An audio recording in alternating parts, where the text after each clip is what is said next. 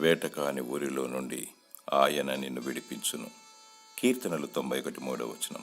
మానవుని పతనము చేయనవి మూడు: స్త్రీ, సిరి, అహం.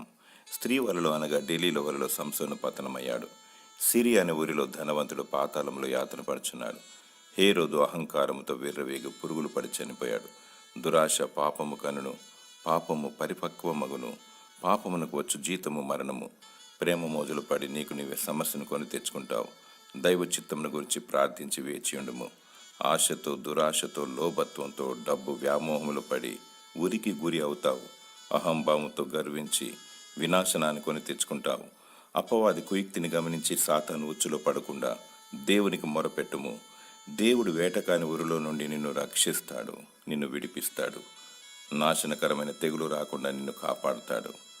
దేవుడు నిన్ను భద్రపరిచి కాపాడునుగాక. ఆమేన్.